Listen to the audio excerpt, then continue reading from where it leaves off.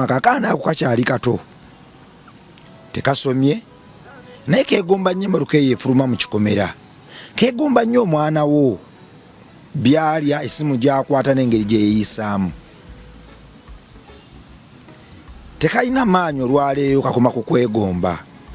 Emyaka giyise, omwana we asomye atikkiddwa, ko kakyatula ku kikomera kubanga obulamu bwafa.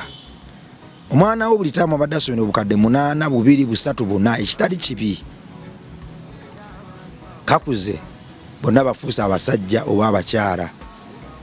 Kati nsofuna ekirowoozo ekigamba nti naye kiki ekiri mu kikomera ekyo. Nkuze ndaba ekikomera ekyo tekigulwa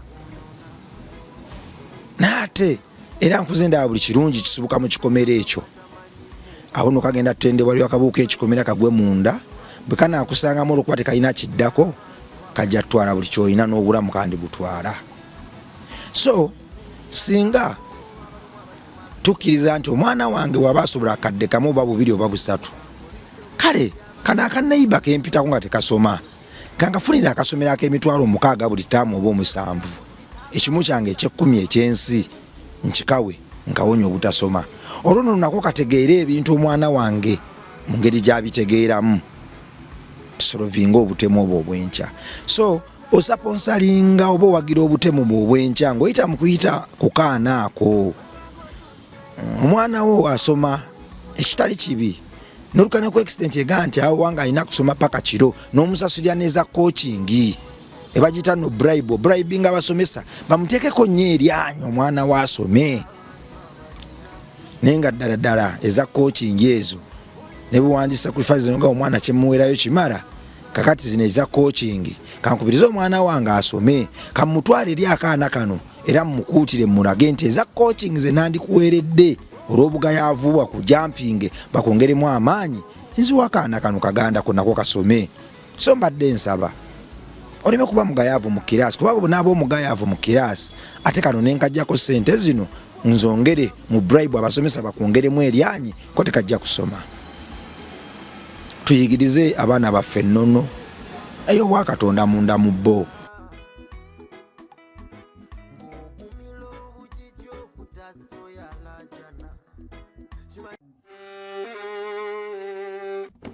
Sebo, nyabo, mwana wa Katonda wenna ali eyo. Eno yera Bongo Charity Foundation. Tukola art for charity. Nga tuyita mu bitone ebyenjawulo omuli okusiiga n'okukuba ebifaananyi, okutonaatona ebisenge ne art. Nga jjayo endabika y'ekifo. Tukwaniriza n'essanyu kasitoma waffe oyagala kugula art waffe oba oyagala gwe mwennyini tukusiige mu bifaananyi. Olina omwagalo awo oyagala kumutonera kirabo nga kuliko ekifaananyi kye. Tutuukirire wano ku Bongo Charity Foundation. Buli lw'otuwagira ng'otuwa omulimu oba ng'otugulako ati waffe mwe tufuna obuyambi obulabirira n'okusomesa abaana abato okuva ku streets ez'enjawulo abataliiko alabirira. Bire ku nnamba y'essimu noti 7 Le Bongo Charity Foundation tukola art for charity. Come paint your legacy with us. Abaana abasukka mu 4 bagenda kusoma. Buli mwana w'oku luguudo twagala ng'ali mu ssomero, bwe tumugjayo ekyomuwendo kisobola okumuwa ekigenda omuyisa mu nsi eno, ekisooka kyakumanya Katonda, ekyokubiri kyakumuyigiriza. The Bongo Charity Foundation kampeyini yaffe ey'okuzimba essomero ly'abaana abo mu Bongo Charity Foundation yatandise. Omwaka guno eddoboozi nalifuna era sisuubira kukola kampeyini yakuzza abaana ku ssomero n'emu. Kampeyini gye tugenda okukola yakusolovinga kizibu kya ssomero. Ssomero lyaffe lyekyawatandise litwagala okuteekako nnyisira okuva ku P1 paka ku P7. P1 paka ku P7, then okuva ku P7 abaana bajoyininga eby'emikono, okutunga, okusiga ebifaananyi, okwokya ebyuma, kamera, kompyuta n'okuyimba. Twagala okukozesa ebintu ebyo okukyusa face yensi yaffe okukyusa obuweereza n'okuinspiringa bannaffe abalala okutandika enkola yemu. Nze nsuubira kino tugenda kituukako olw'ekisa kyo nga bulijjo. Kampeyini eno ey'okuzimba essomero lyaffe ng'omwana wa Katonda ekwetaaga nnyo, naye waggulu wa byonna yeetaaga nnyo essaalayo. Nga bulijjo tukozesa art and crafts okutumbuula embeera z'abannaffe ababonaabona, kubanga bye ebirabo Katonda bye yatuwa. Tukozesa ebirabo byaffe okubigabanyizaako ko bannaffe abayita mu ttanuulu. Ng'oyita mu kugula ebifaananyi byaffe n'otuwayo akalimu okusiga omwagalwawo, ekyo kino kigenda tuukirira. Twagala tutegeke foundation eno ekwate ku buli mwana w'ensi yaffe, etuuke buli mu kanyomero akalimu buli mwana, ensigo erabanga yayonooneka, buli mwana alowooza nti okukozesa ebiragalalagala n'okusula ku makubo n'okukuba abantu n'abatta yalina okuba solution. Kiri erinze naawe okukyusa embeera eno, sikisobola nzekka. Kyova buli kadde njija gy'oli naye nkujjukiza nti ggwe awulira eddoboozi lino ne likwatako osobola nti bannange ekimu kyange eky'ekkumi ekyensi kankigulemu akasawo k'omusenyu, amabulooka, seminti n'ebirala. Naye ggwe agamba nti bannange guno omulamwa nguwulidde era osobola otuwa omulimu. Bw'otuwa ekifaananyi kimu ne tukikusiigira, akasente akavaamu kasobola ddala otuyamba okuzimba essomero lino. Kyekiseera omwana wa Kintu ayimirire ku lw'omwana wa Kintu. Kyekiseera tukkirize nti okwagala Katonda kwe yatuwa kunene nnyo, era okwagala eddagala erisooka era erisembayo. Tetujja kgenda mu bazungu, tetujja kgenda mu bakyeruppe, nga naffe tulina ekisa. Katonda waabwe ye Katonda waffe. So omwana wa Katonda, kampeyini eno twesaba otwegatteko, essomero lino tulizimbe. Olina woteeri, olina maama, olina taata, olina mwagalwa, olina mwana, osoga nti nedda kambaweeyo paint emu baginsiigire portrait emu tukusiiga nga bw'oli. Akasente ako ne tukakuŋŋaanya ne kagula material w'essomero. Tulina idea yaffe nti obudde butambula, so twagambye nti nedda tusobola okusooka ne tuzimba ebisenge by'omu maaso ebisobola ogendako blackboards, then ne tusereka. Kakati bino ebyokugatta ne malidaadi tusobola obikola oluvannyuma. Labamu Charity Foundation Let My People Go campaign twatuukiza ekirooto kyaffe eky'eKamengo. Bwe twatuukiza ekirooto kyaffe eky'eKamengo ne tugamba nti yakati enju yaffe buloko y'abawala ewedde n'ey'abalenzi ewedde, effumbiro ne toilet biwedde. Tubuzayo kusika amasannyalaze, ekyo si kikulu. Ekikulu byaggwa. Kakati ne tugamba nti Labamu Charity Foundation katutereeze buli nsobi eyali mu foundation y'e Makindye, ewatali pressure, ewatali kupakukana kumu, kubanga olwedde olugendo lwe tutambudde lunene ekitenkanika. Omwana wa Katonda ali eyo, kino kitegeeza ki? Abaana b'oku street abatasoma buli bwe tubayitako nono tuba twesimira ebinnya ebigenda okutega abaana baffe ng'entuula mu maaso awo. Ebiseera ebisinga tusponsalinga abatemu baffe mbutamanya. Ekyo nno nakibasuubiza mu episode yaffe eri eyaggwa okujja okukibasomesa tutya. Omwana we asomera mu ssomero lya kakadde kamu, bukadde bubiri, bukadde munaana, ekitali kibi. Naye ku neighborhood emabega w'ekikomera oba mu maaso g'ekikomera waliwo akaana omwana wo kaayitako buli kadde, ko kakeera tuula kabalaza ng'owuwo agenda okusoma. Baggula gate n'afulumira mu mmotoka, era bw'akalaba kitawe n'ayambusa endabirwamu wano yambusa endabirwamu. Mwaka ku mwaka akaana ako kakyali kato, tekasomye, naye keegomba nnyo emmotoka eyo efuluma mu kikomera. Keegomba nnyo omwana wo byalya, essimu gy'akwata n'engeri gye yeeyisaamu. tekalina maanyi olwaleero kakoma ku kwegomba. Emyaka giyise, omwana we asomye atikkiddwa, ko kakyatula ku kikomera kubanga obulamu bwafa.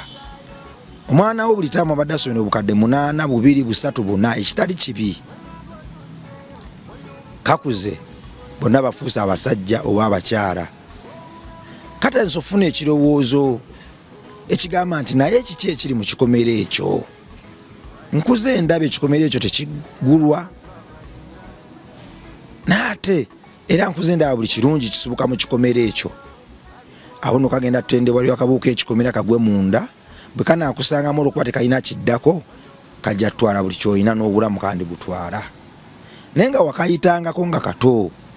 So singa tukkiriza nti omwana wange waba asobola akadde kamu oba 2 oba 3, kale kana akanaiba kempitako nga tekasoma kangafunira akasomera ak'emitwalo 6 buli taamu oba 7, ekimu kyange eky'e10 ekyensi nkikawe nkawonya obutasoma. Olwo nno nako kategeera ebintu omwana wange mu ngeri gy'abitegeeramu, tusolovinga obutemu obwo obwenkya. So osaponsalinga oba owagira obutemu bwo obwenkya ng'oyita mu kuyita ku kaana ako. Omwana wo asoma ekitali kibi, n'olukane ku accident ega nti awo wange alina kusoma paka kiro n'omusasulira neza coaching ebagiyita no bribe nga basomesa bamuteekeko nnyo eryanyi omwana we asome. Naye nga ddala eza coaching ezo ne buwandiisa sacrifice nga omwana kyemuweerayo kimala, kakati zino eza coaching kankubiriza omwana wange asome, kamutwale eri akaana kano era mumukuutire mulage nti eza coaching ze nandikuweeredde olw'obugayaavu ku jumping bakongeremu amaanyi, nziwa akaana kano kaganda ko nako kasome. So mbadde nsaba oleme kuba mugayaavu mu kiraasi, kuba bonaaba omugayaavu mu kiraasi ate kano nenkajjako sente zino nzongere mu bribe abasomesa bakongeremu eryanyi ko tekajja kusoma. Tuyigirize abaana baffe ennono eyo bwakatonda munda mu bo, olwo bajja gitambulirako tebaligivaako. Kye tuliko buli kadde tuba ne campaign z'okusoma era nze seebaka. Sigamba nti kimmenya, tekimmenya. Naye ate Katonda yansuubiza nti obuweereza buno nja kubukola nga tewali lunaku na lumu lwenfuna kwennyamira ku mutima. Nja kubukolera mu ddembe, nja kubukolera mu kitiibwa n'okwesiima. Natuka ekiseera nga ndaba ka pressure k'okuza abaana abasoba mu 3 buli ttaamu ku ssomero kansuseeko. Waliwo ne besitabala nga bo ebitabo babibalira ku ffe, anko waali sigenda kutula school fees nenga agamba mama jana gamba nti anko ka school fees nkasobodde naye ebitabo nyamba, abo sibabala. Waliwo abagamba nti anko school fees nzisobodde nenyamba ompereyo kuzemmere, abo sibabala. Mbala abali active bitutuukirako ddala nga buli kimu tukibawadde. Abaana abasoba 30 buli kadde campaign bwetuuka mbadde mpuliranga siri comfortable era ng'entwalira amaanyi mangi ogirwaninga. Lwaki? Eddoboozi munda muliri ngamba nti omukulembeze tasaba, omukulembeze tasaba, omukulembeze ayina kuwa, omukulembeze ayina kusaka. Osobola okuŋŋamba nti ye mbadde ŋŋamba ng'oyita mu kukoola abantu okutukwatirako oba osakira abaana bali nti kituufu mba mbasakira. Naye ate tuyige okusolovinga nkiddamu ebizibu eby'ebbanga eggwanvu ne solutions ez'ebbanga eggwanvu. Bannaffe bangi bayimiridde naffe okusomesa obwana, naate obwana era nabwo ogenda nolaba nga omutindo gwabwo guli wansi nnyo. Bannaffe abamu nga bwe kasembe eno taamu ejja tafuna maanyi gakaweerera ate nga mutuufu. Naye ng'ate n'akaana ako bw'otunulira gy'okajje okateka mu education system nako okusemba olina kagumiikiriza paka bwe kapiikinga. Tetutaataganyizibwa bwe tutyo nga mukwano gwo olaba ensonga ejaawo akaana ne bwenkaweerera kati kakano kasembye ate nga mutuufu. So tugamba nti nedda Labonjade Foundation tuzimbeyo akasomero kaffe, tuzimbeyo essomero lyaffe, obwana buno tubujja ku luguudo bugende straight mu ssomero lyaffe, nti essomero lyaffe ne beekasoma ekibiina kimu emyaka 6 ffe kitufa kuyiga Luzungu, kuwandiika na kubala. Tuyina ebyemikono byonna tubiina ate tuli bakugu mu byo.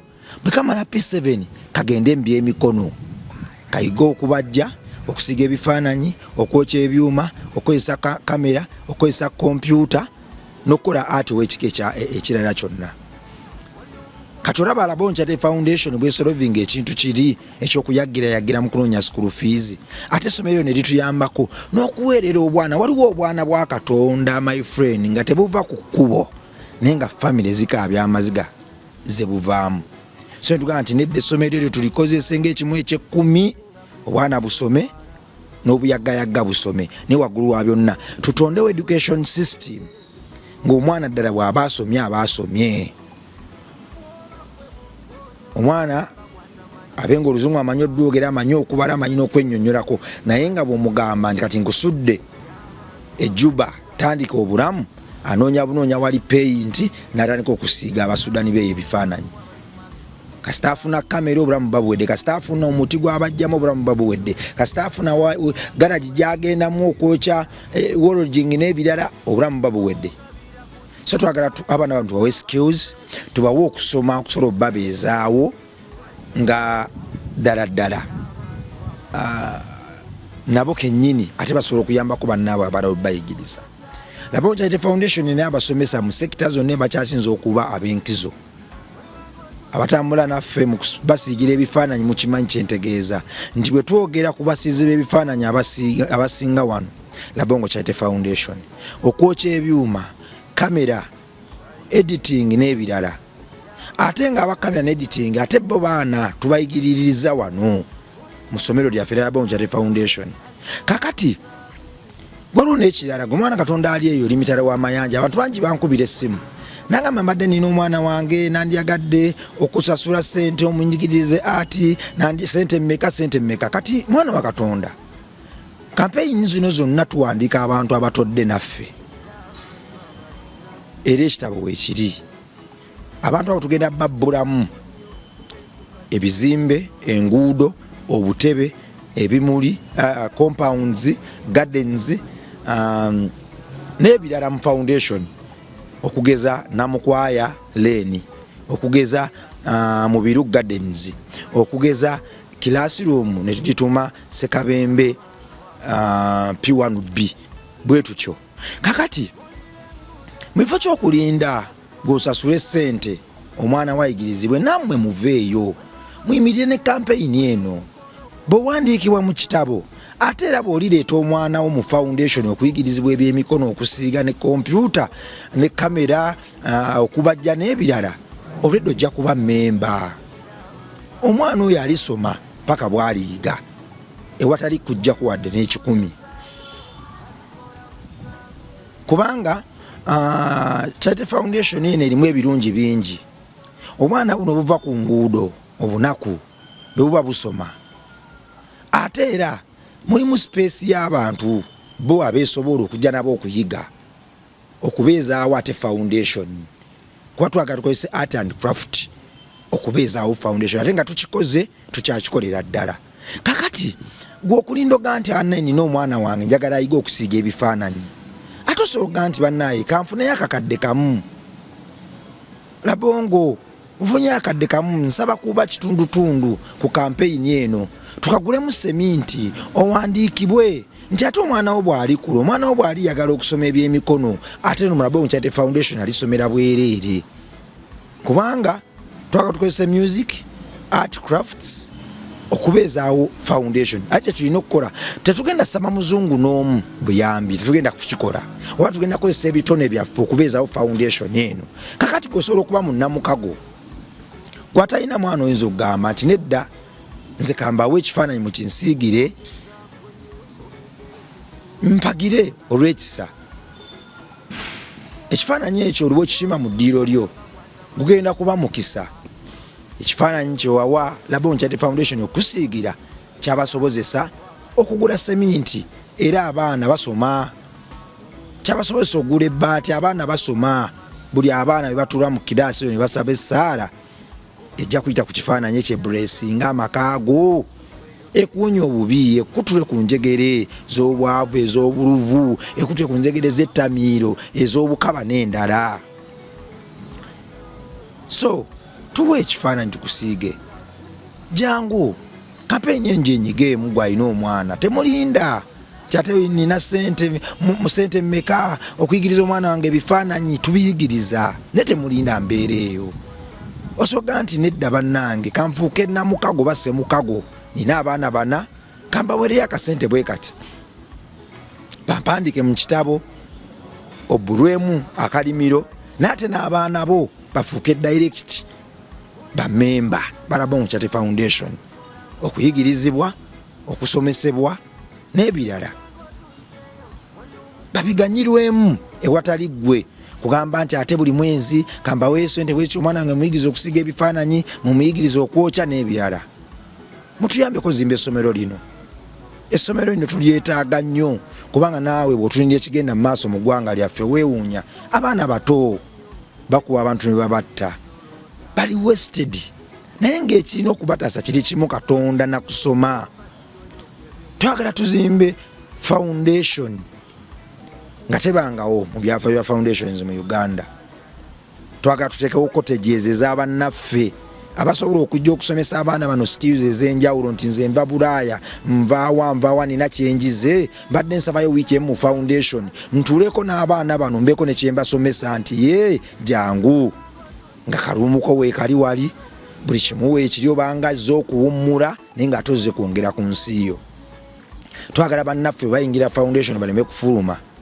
tuba n'abaana abawala abatamanyi kufumba nga kwajja ku street kamanyi kufumba obwana obuto obutamanyi kusoma Bible osobola okubeera eno ga nti bannaye ngenda kuwummula eno gyenvudde mbadde Sudan mbadde mu America mbadde South Africa mbadde Zimbabwe mbadde ensumba kakati mbadde nsaba wiiki yange kanjiwera Balabong Chate Foundation training eyokko obwana bw'oku luguudo obusumba obulala kakati cottage ezo mujjanga okusula olwo nookole ettendo eryokusomesa neyokuba kusomesa kaana kusoma novel kugivuunula kusoma Bible kugivuunula kusomesa baana kufumba kunaaba nze ekintu kye nayiga nga ni mu primary era kye nayigirawo kwali kusenya naye omukyala yansomesa okusenya yajja buzzi nga mugenyi mu ssomero eryo natandika otusomesa okusenya ti bw'oba osenya osooka n'osenya wansi n'osenya waggulu n'osenya mu sayidi n'osenya kungulu n'osenya olulimi n'osenya ne munda era ekintu ekyo sikikolerako nsobi era sikikolera mu nsobi kyankwata ti bwe mba nsenya bwe ntyo so twegatte Balabong Chate Foundation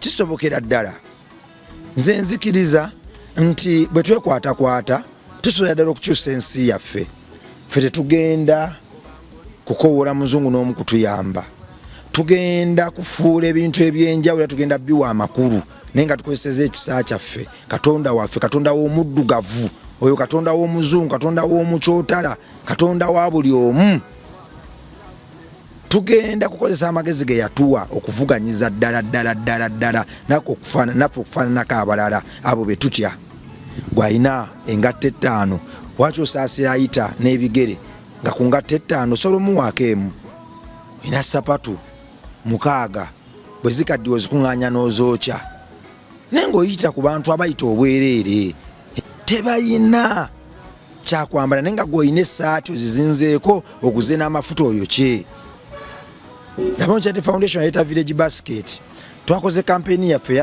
twagabye ebintu byaffe ebyasoose mu kampeyini eyo engoye twazikuŋŋaanyiza ebidomola amasowaani ne tubiwa abakyala n'abaana abato ababadde babyetaaga komu akafaananyi nga gwe esaati gy'olabanga etalina mugaso waliwo agirabye ng'empya baasanyuse nnyo era mbagambye bannange otuyiyeemu nnyuya naye nga mazima ebintu ebyo twabijje bannaffe ababadde balabanga ebikaddiye ababadde balabanga ebitalina mugaso ku bo byatandise obulamu nakati abamu nagenza okubakyalirako nga babyambadde tebabyozeza nakwoza bayambadde tebaagala kawoowo kaveemu abamu baŋŋambye nagenze ku kyaki bwe nafunye obuyambi buno nagenze ku kyaki bulijjo sisaba lwangoye embi lwangatto anko nasabye so ndowooza okya engeri gye kitambulamu mwana wa Katonda tukwatireko Balabong Chate Foundation essomero lino lizimbibwe Matthew 5:16 primary and vocational school ezimbibwe omusingi twagumala twambusa bisenge. Beera munnamukago mu kaseera nga kano, leka okwagala kwaffe kube kw'amaanyi era kube kwankiza okusinga ettima n'ekintu ekirala kyonna. Tukwatireko bannaffe bangi nnyo, naddala bannaffe abali mu kyombo ky'obuwarabu awo baleka abaana baabwe bangi nnyo eno. Nakubira naga omwana we namuleke naabonaabona badde nsaba n'omugana nedda foundation yoni yabakateyamba akawairo kaakano akanyomero kaakano omusobola namu okuganyirwa mu foundation eno. Singa vocational school yaffe ezimbibwa n'essomero lyaffe ate kyangu nnyo nga wali memba mu lutalo luno ng'erinnya lyo twaliwandiika. Kyangu nnyo gamba nti munnange kampeyini nayimirira naye obwana bwange bubiri buli eyo ku kyalo bufa, mbadde nsaba munnyambeko mubuntwalire mu department y'ebyemikono. Olaba ebintu ebyanguwa, twanguye ebintu bino olw'okwegatta, twanguye ebintu bino olw'okwebeereramu, buli omu okubeereramu munne. Ne waggulu wa byonna tewali kyo tetugenda tuukiriza nga tweyawulamu. Twegatte tutuukirize ebirooto byaffe, tuyambe, tweyambe, eggulu lyaffe litangaale, tutangaze n'eggulu ly'abannaffe abalala. Nze nzikiriza kigenda kukolwa. Kimala tukoye okulaba bannaffe abayita mu bulumi obw'enjawulo naye nga ansa tuzimanyi bulungi. Otunula abaana b'oku nguudo obalaba ennaku zino nga bambadde emijoozi gy'abaana byabufuzi abamu, naye nga si lwakuba nti babawagira, nga bajambadde olw'okuba enjala ebalumye ennyo. Oli najja n'ekisumbuusa kye n'amugamba kwata omujoozi jangu, nga talina kyakukola. Abaana abato bagenda mu bikolwa byateesaliddeewo kukola olw'embeera, tebasomye, tebalina Katonda, tubatunulira butunuulizi. Abaana bano bagenda fuuka amaggwa mu bulamu bwaffe, tetukyalina maanyi.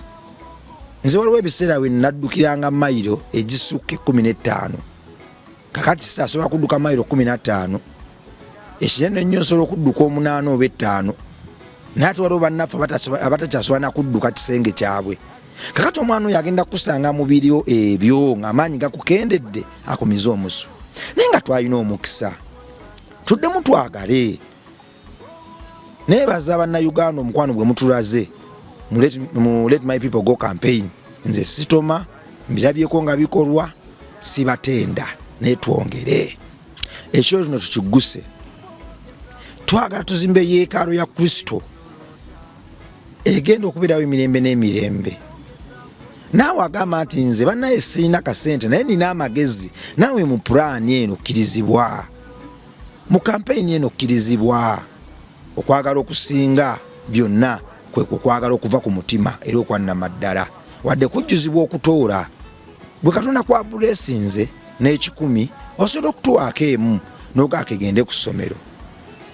Essomero ligenda kuyamba abantu bangi nnyo naye waggulu wa byonna twagala liwese Katonda waffe ekitiibwa. Mu foundation ye tugenda zimba mu chapel mwe tugenda okusabira n'okusomesa bannaffe Bible ne Katonda waffe. Osobola okuba noganze ku lwa famire yange kansponsoringa echapel eno ebeewo tugibbule mu linnya lyo ne mu famire yo. Kwa mwaka faananyi nga abantu we bakuŋŋaanira okusoma Katonda waffe Kristo waffe, mazima ekifo ekyo gwa kisobozesa okubaawo. Gwatanayimirira mugenda kubaamu era enguudo, basketball court, obusayi bw'omupiira, kubanga abaana twagala bayingire mu foundation eno nga tasobola na kukwemwa kuddukamu. Twagala bayingire mu ggulu ly'oku nsi. Gwe abadde atugoberera bwe twogera ku by'enteekateeka omanyi kyekitutegeeza, omanye engeri gye tuteekateekamu ebifo byaffe. Gwe abadde atunulira foundation zaffe ziri enkadde ze tuba tutambula nazo, engeri gye tuba tuteekateekamu ofisi yaffe, engeri gye twateekateekamu ofisi yaffe eri eyasooka n'eno ey'okubiri, omanyi kyetutegeeza. Twagala tukole eggulu ly'oku nsi ng'omwana akozesa ebiragalalagala bw'ajjamu kifo ekyo abazze mu rehabilitation center gy'atasobola na kwegomba kutolokamu. Bangi baligiyita hotel, bangi baligiyita eggulu, bangi baligiyita buli kye baagala, naye ffe tugenda giyita ewaka Katonda wagenda osinziira abone wonna. So mutukwatireko, tetukoowa, osobola tuwa ekifaananyi ekikusiigira betusiga ekifaananyi akasente akavaamu ne tukateeka mu kampeyini eno. Olwo nno n'ofuuka munnamukago. Oba osooga nti nedda sina baana, oba abaana bange baakula basoma, oba abaana bange tebasobola kwetaaga ate na bya mikono, naye nina ekifaananyi kankibaye mu kinsiigire akasente kano kagule seminti. Tugenda kukomawo ne kampeyini eno egguddwawo, era nze n'eddoboozi muli eriŋŋamba nti nga bwe tukoze byonna neno bwegenda okuba successful. Mbaagala nnyo, temujjanga okwo. Mukama bampeera omukisa, mweraba.